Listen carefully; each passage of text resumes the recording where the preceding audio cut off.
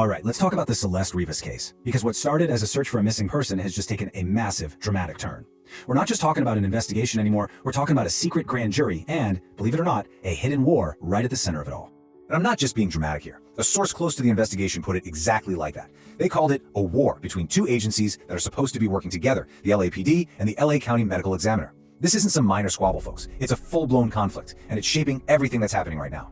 So, how does a war like this even start? And how did we find out about it? Well, it all boils down to one thing: a fight over information and who gets to control it. The LAPD did something pretty wild. They actually went to court to try and legally silence the medical examiner's office. They filed this secret petition, basically asking a judge to block the ME from releasing any information about Celeste Rivas' death. We're talking everything, including the official cause of death. And get this, it wasn't even their first try. They actually tried this back in September, and a judge told them no. But the LAPD, they didn't back down. They came back in mid-November with a second petition, and this time, they won. A judge granted it, effectively sealing all of the medical examiner's files. Just locked them up, tight.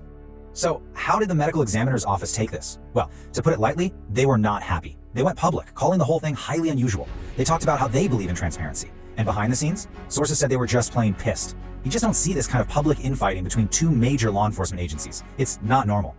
Okay, so that raises the big question, right? Why would the LAPD go to such extreme lengths to shut down another agency? Well, turns out there was something hidden in those court documents, and right before they were sealed for good, a crucial detail got out. A detail that completely changes how we see this entire investigation. You gotta wonder, what could possibly be in that petition? What was so convincing that it made a judge completely reverse course and agree to seal everything? What was the LAPD's secret weapon? And here it is. This is the bombshell. In that tiny little window of time before everything got locked away, the LA Times got a look at the petition.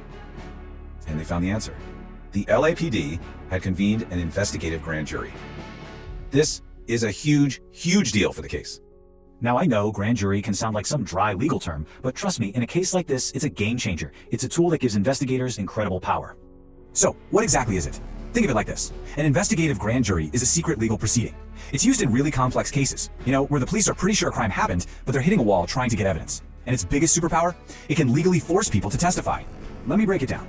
Normally, the police can go up to a witness and say, "Hey, can we talk?" And that person can just say, "Nope." But a grand jury subpoena, that's not a request. It's a legal order. You have to show up, and you have to testify under oath. You can see how this gives investigators some serious leverage. Imagine there's a key witness, someone with information they desperately need, but that person has left the country. The LAPD can't just make them come back. But a grand jury subpoena? Suddenly it's a whole different ballgame. This is how you make people who don't want to talk, talk. So let's get into a really clear example of this war between the agencies. This is a conflict that probably pushed the LAPD to convene this grand jury in the first place, and it all centers on one key dispute: the condition of Celeste's body when it was found. The big disagreement comes down to this one question: was her body frozen at some point? The medical examiner's office seems to think so, but the LAPD, they've been putting out a very different story, a story that's been changing. And this is where you really have to pay attention to the details. Look at how their wording is shifted. At first, the LAPD made this really broad statement, saying there was no evidence that she ever was frozen, period. But later on, they changed it to no evidence that she was frozen upon discovery. See the difference? That's a huge change. It leaves the door wide open to the idea that she could have been frozen and then thawed out before she was found.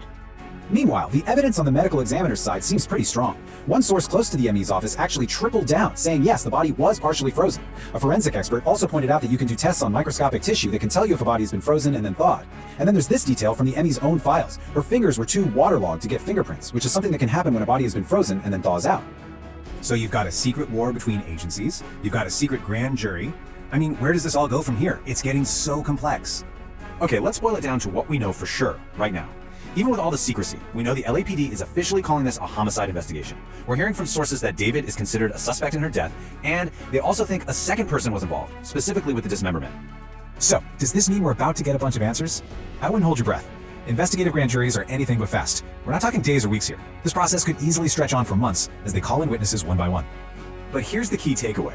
The fact that there is a grand jury, that's a huge step forward. It means the LAPD is pulling out all the stops. At the same time though, it also means this whole investigation is about to get a lot longer, a lot more complicated, and yeah, a whole lot more secret. Which brings us to the biggest question of all. A grand jury has the power to make people talk. So who are they going to call? Who is going to have to walk into that secret room, raise their right hand, and testify under oath? And what are they finally going to say when they have no other choice?